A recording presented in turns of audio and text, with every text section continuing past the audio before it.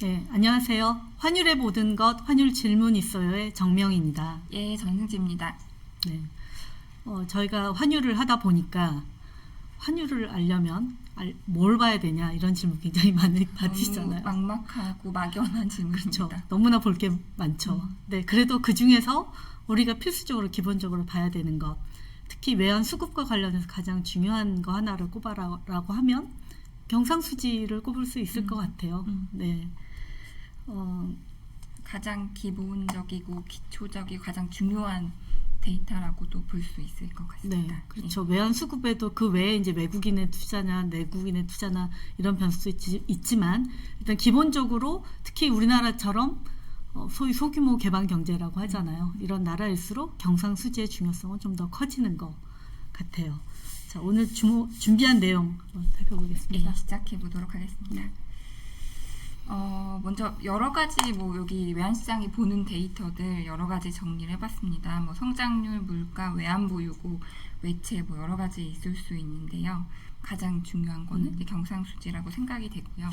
외환시장 입장에서 중요한 이유는 첫 번째로는 이제 말씀하신 수급 여건에 이제 달러가 얼마나 남는지 부족한지를 볼 수 있는 가장 중요한 데이터이고, 두 번째로는 뭔가 그 건전성을 볼 수 있는 데이터도 될 것 같아요. 네. 외환 건전성을.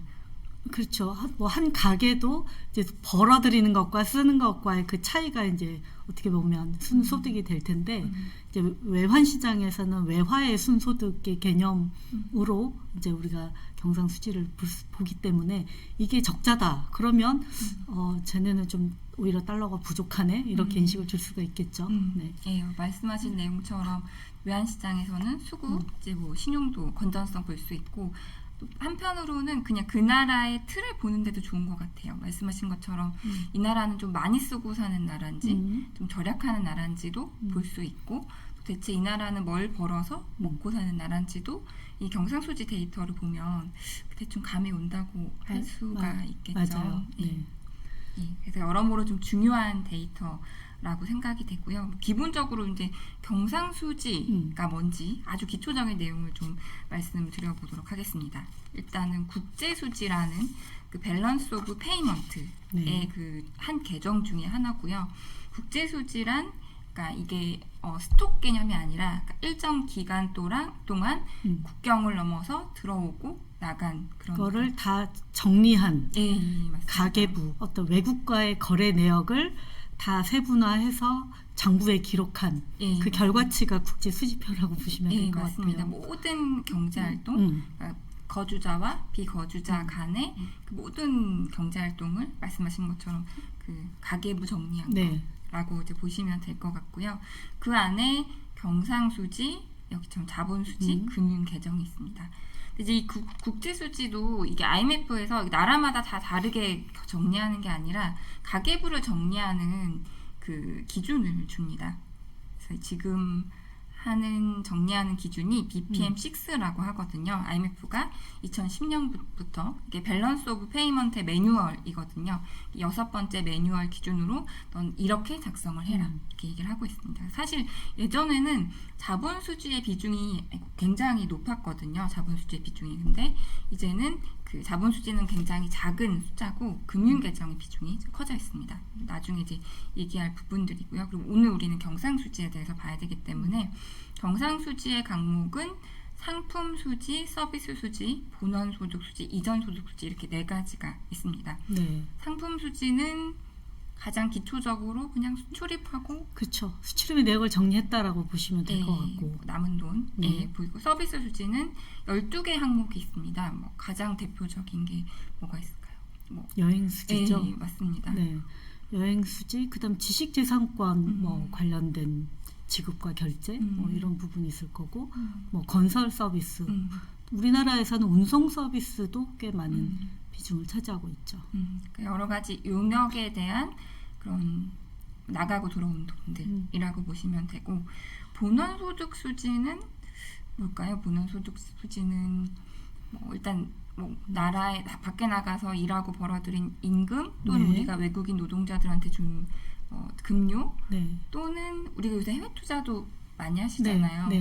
거기서 벌어들인 이자 받은 거, 그렇죠. 배당 받은 거, 또 우리가 외국인한테 준 이자랑 배당 주고 이런 걸 다 이렇게 퉁쳐서 이제 수지로 보여주는 네트로 산출을 한 거죠. 라고 보시면 될 것 같습니다. 이전 소득 수지는 어떻게 보면 이제 경제적 이유가 없는 그런 무상의 것들이거든요. 예를 들면 해외에 있는 친척한테 뭐 100만 원 그쵸. 송금한 거, 또는 우리가 어려운 나라들한테 원조해 준 거, 차관 제공하고 이런 거, 경제적 이유 없이 들어오고 나간 돈이라고 보시면 될 것 같습니다. 기초적인 내용들을 한번 살펴봤고요.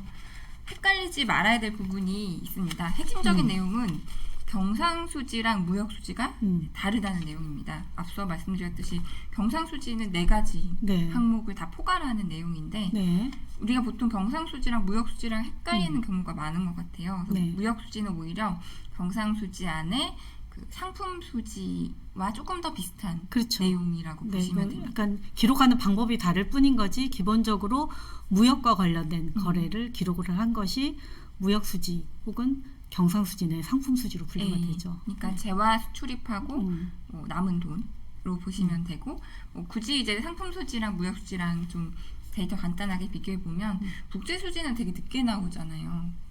그렇죠. 한 달 반 거의 넘게 지난. 한 달 반, 2달 한참 뒤에 나오는데 무역수지는 진짜 신기하게도 그 달이 끝나면 다음 첫날 1일 날 발표되는데 전 세계에서 가장 빠릅니다. 이렇게 발표된 나라가 없습니다.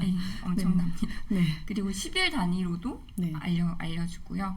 상품 수지는 발표하는 곳이 한국은행, 그다음 무역 수지는 관세청이고 또 가장 또 다른 점이 상품 수지는 소유권 변동 기준, 무역 수지는 통관 기준인데 대표적으로 이제 선박수주 하면은 되게 오래 배를 만들잖아요. 뭐 3년 동안 만들기도 하는데 처음에 계약금 받고 선박수주 하면 중도금 갚고 이제 배 주고 나서 이제 인수금까지 받는데 상품 수지는 그 돈을 받는 중에 다 이렇게 기록을 하게 돼 있습니다. 근데 이제 무역 수지는 통관 기준이기 때문에 이 배를 다 만들어서 배를 띄어서 우리나라를 나갈 때 이게 이제 수출이 한꺼번에 잡히게 되겠네요. 잡히게 되거든요. 이번 차이가 있다고 보시면 되고 수입 같은 경우도 이제 무역 수지 같은 경우는 우리나라를 떠나면 아무 상관이 이제 없게 되거든요. 그래서 그러니까 우리나라를 떠나서 이제 중간에 이제 운임도 들고 보험료도 들 건데 그거는 상대방 나라한테 이제 해당이 될 거고 반대로 이제 수입의 경우가 상품 수지랑 무역 수지랑 데이터 값이 다르게 되거든요. 어쨌든 이제 그 우리 배를 타고 들어오면 수입이 들어오면 거기에 쓴 이제 보험료나 운임료 같은 게 수입 가격에다 포함된 게 이제 무역 수지이고 서비스 경상 수지에서는 상품 수지에는 포함이 안 되고 경상 수지의 서비스 수지 그렇죠. 거기서 이제 다시 분류를 쪼개서 기록을 한 그 차이라고 볼 수 있겠네요. 사실 이 부분은 잊어버리셔도 됩니다. 사실 중요한 건 아니고요. 어쨌든 경상 수지와 유사하게 사용되는 혼용되는 단어로 상품 수지와 무역 수지가 있는데 상품 수지는 경상 수지의 하부 개념이고 상품 수지와 무역 수지는 성격은 같은데 기록하는 방법 기준에 약간의 차이가 있다. 맞습니다. 그러니까 경상 수지랑 무역 수지 다르다. 이게 사실 제일 기억을 하셔야 되는 내용이라고. 그러면 무역 수지가 중요한가요? 경상 수지가 중요한가요?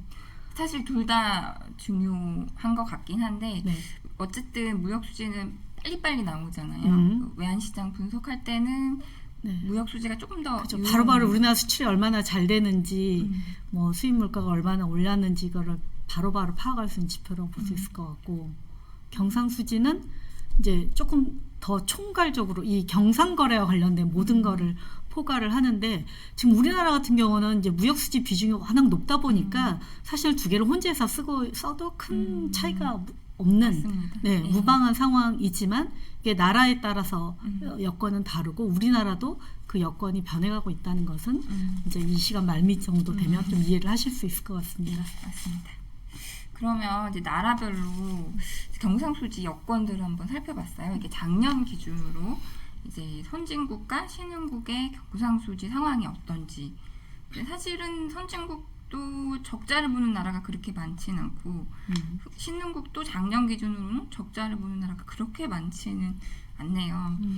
사실은 저는 이제 경상수지에 대해서 경상수지 흑자국과 적자국을 4가지 정도로 분류해 볼 수 있을 것 같아요. 일단은 그러니까 정말 잘 살고 돈도 막 잘 쓰는 나라, 성장도 막 하고 있는 나라, 네. 게다가 특히 미국 같은 경우는 기축통화인 나라, 그런 나라들은 경상적자, 그러니까 아주 잘 살면서 막 성장도 하고 많이 쓰고 적자를 보는 나라, 대표적 미국이 있을 수 있고, 없는데 막 쓰는 나라, 막 정부가 빚내고 가게가 빚내고 해서 브라질 같이 별로 여유 안 되는데 적자 보는 나라가 있을 수 있을 것 같고요. 세 번째로는 나라 규모가 작은데 수출을 엄청 열심히 해서 흑자를 보는 나라.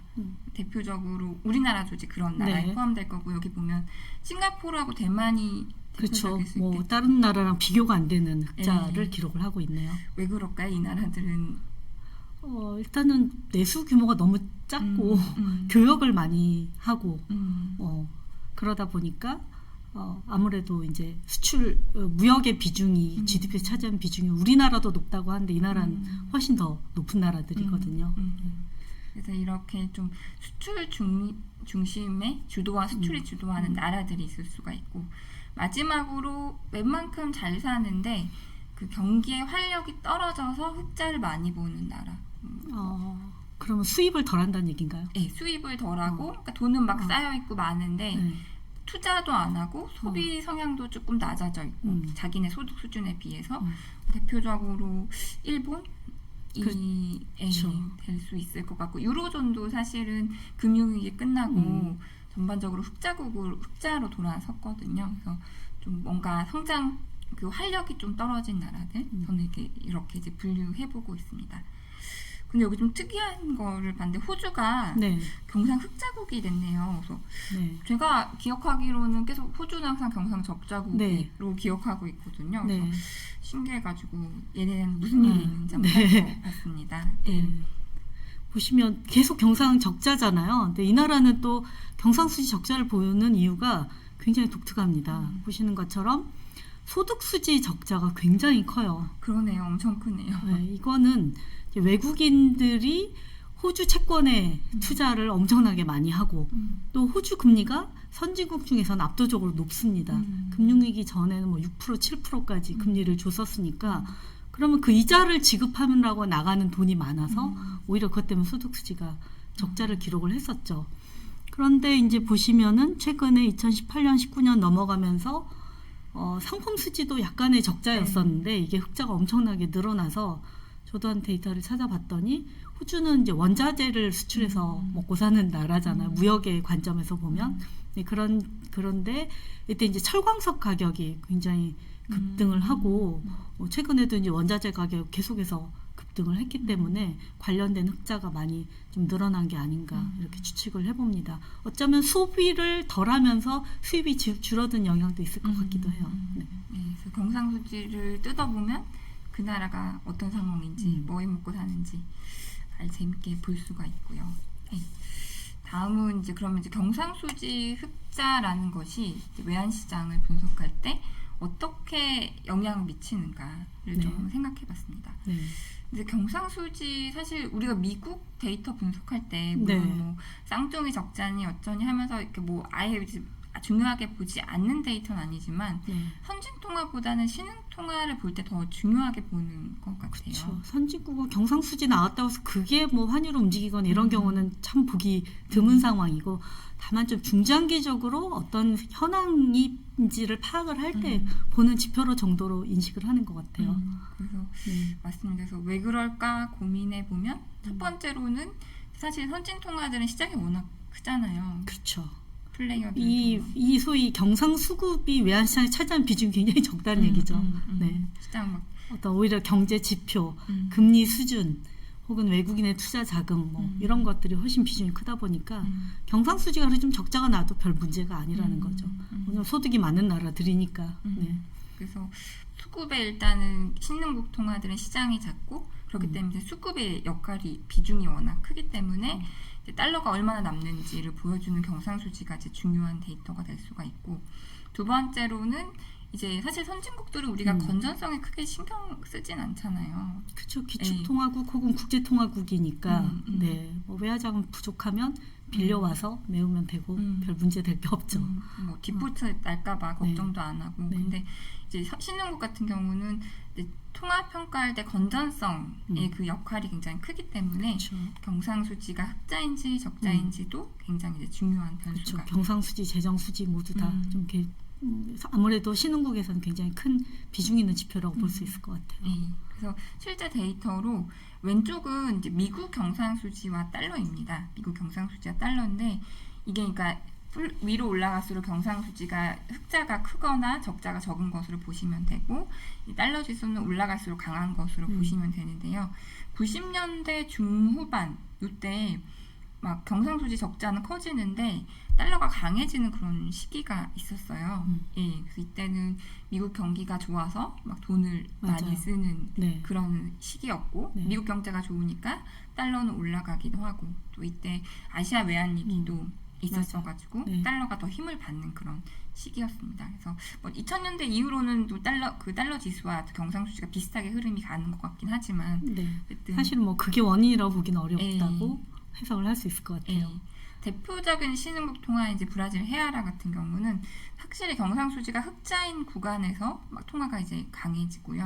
막 적자가 이렇게 커지는 경상적자가 커지는 구간에서 통화가 약해지고 이런 패턴이 좀 비교적 뚜렷하게 나타나는 것을 보실 수가 있습니다. 네. 그래서 신흥국한테는 경상수지 데이터가 많이 중요하다. 네. 우리나라도 그렇다고 봐야죠. 우리나라도 아직은 그래도 안 중요하지만 일단 통화가 국제화된 통화가 아니다 보니 외환 전체 수급에서 경상수지가 실제 수급의 영향력도 그렇고 좀 건전성인 측면 예전보다 비중은 많이 떨어지긴 했지만 하여튼 경상수지는 외국인도 역시 중요한 지표로 보고 있다. 네, 맞습니다. 우리나라도 이제 중요하다라고 보시면 될 것 같고요.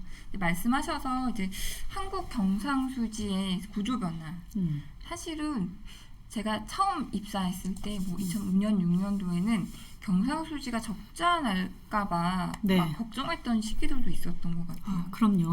격세지가 된 것 같은데 차트에서 봐도 그러네요. 네. 금융위기 이전에는 경상수지가 간신히 흑자 기록한 뭐 그런 흐름으로 볼 수가 있네요. 있었고요. 네.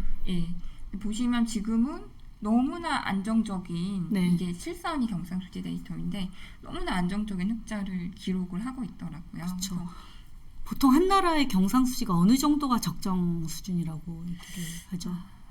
사실 IMF가 원하는 거는 거의 균형 수준인 것 같긴 아니면은 하거든요. 한 GDP의 2% 내외 뭐 그 정도만 적정하다라고 얘기를 하는데 저희는 이제 예전에는 그 적정 수준을 지키냐 마니냐 막 이렇게 좀 노심초사하면서 봤다면 이미 금융위기 이후에 그 GDP의 뭐 6% 7%까지 흑자가 나기도 하고 최근에도 3%에서 4%의 안정적인 흑자 기조를 이어가고 있기 때문에 이제 흑자가 얼마만큼 많이 나느냐가 이제 관심인 거지 흑자 기조 자체는 이제 아무도 의심하지 않는 그런 상황이라고 볼 수 있을 것 같아요. 왜 이렇게 많이 늘어났나요? 고민을 해봤는데 유가가 이때처럼 너무 높지 않기 때문인 것 같기도 하고 두 번째는 좋은 얘기인데 우리 기업들의 그 기업과 산업의 사이클이 성숙기에 들어섰다라는 거. 이제 막 잘 투자를 해놨고 거기서 막 돈을 계속 벌어들이는 거고 또 그 포트폴리오 또한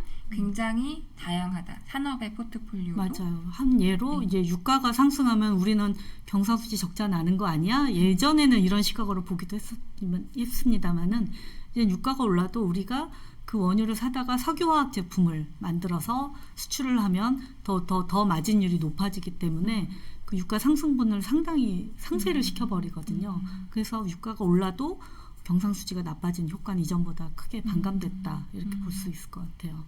여러모로 그럼 포트폴리오를 잘 산업에 제일 수출 많이 되는 품목이 이제 반도체, 그 다음에 석유화학, 자동차, 뭐 선박, 뭐 이런 것들 또 자동차 부품 이렇게 굉장히 이전 한 10년 전과 비교해서는 수출의 포트폴리오도 굉장히 다양해졌기 때문에 다른 품목이 좀 죽어도 다른 품목이 그거를 만회시켜주는 뭐 그런 좀 선순환이 현재는 나타나고 있는 것 같습니다. 네, 그래서 일단은 경상수지 적자를 걱정하지 않아도 되는 그런 단계에 들어섰고 두 번째로는 여기 보면 서비스 수지 적자가 자꾸 꽤 많이 늘어났어요. 서비스 수지 적자. 네.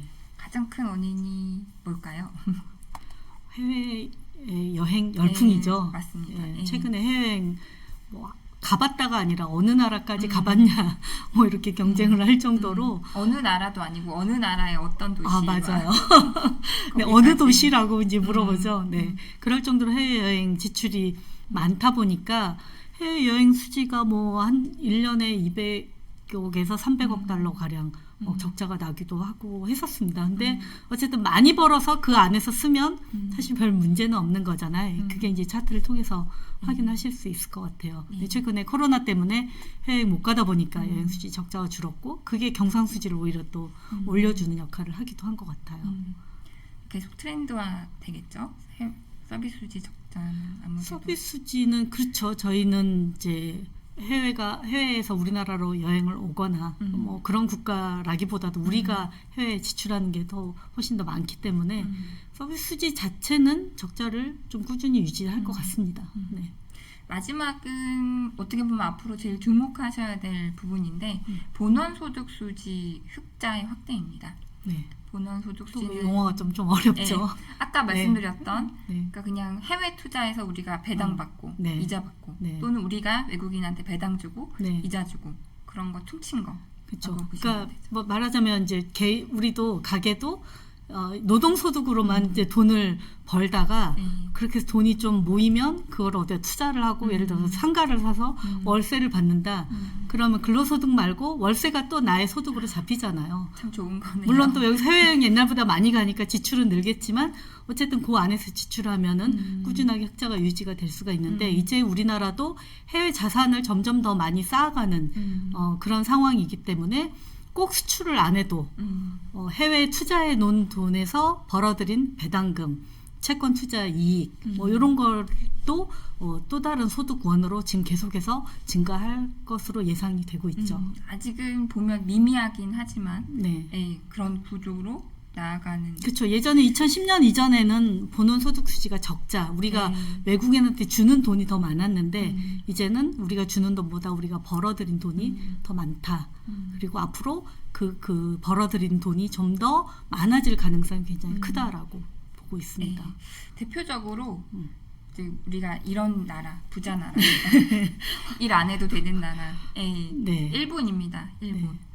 일본도 2010년 전에는 상품 수지랑 소득 수지랑 거의 반반이었는데 2010년 넘어오니까 상품 수지는 적자를 기록을 하기도 하는데 소득 수지가 뭐 거의 뭐 7, 80% 차지하는 것 같아요. 일 안 해도 계속 돈이 들어온다는 그렇죠. 거네요. 네, 수출 안 해도 그걸로 배당이나 이런 투자에서 벌어들인 돈이 그 소득의 비중을 외화 소득에서 차지하는 비중이 압도적으로 커지면서 그걸로 인해서 경상수지가 가장 또 안정적으로 흘러가는 나라가 바로 일본이죠. 네. 사실 아직 이렇게 되려면 너무너무나 먼 이야기이긴 하지만 어쨌든 우리 구조가 그러니까 뭐 꼭 이렇게 된다라기보다는 노동의 소득도 그쵸. 비중이 조금 늘어나고 있다. 네. 이렇게 보시면 되고 외환시장 입장에서는 어쨌든 우리는 아직까지는 이 벌어들인 돈보다 이걸 벌어들이기 위해서 해외 투자를 많이 하는 입장이잖아요. 네. 그러니까 지금은 해외 투자로 인해서 달러 수요가 좀 많이 발생하는 그런 단계. 근데 이게 조금 더 성숙기로 지나가면 투자 규모는 이제 좀 안정이 되고 반면에 벌어들인 소득은 좀 더 늘면서 외환 수급이 더 안정적으로 갈 수 있는 그런 지금 진행 상황이 아닐까 생각을 합니다. 이 데이터도 눈여겨보시면 좋을 것 같습니다. 네. 그러면 이제 경상수지 개념부터 우리나라의 어떤 특징까지 좀 살펴보는 시간을 가졌습니다. 다음 저희가 지금 해외 투자 관련한 시리즈물을 준비를 하고 있어요. 그래서 좀 더 좋은 스튜디오에 가서 좀 잘 찍어보려고 준비하고 있으니 기대해 주시면 좋을 것 같습니다. 네, 감사합니다. 감사합니다.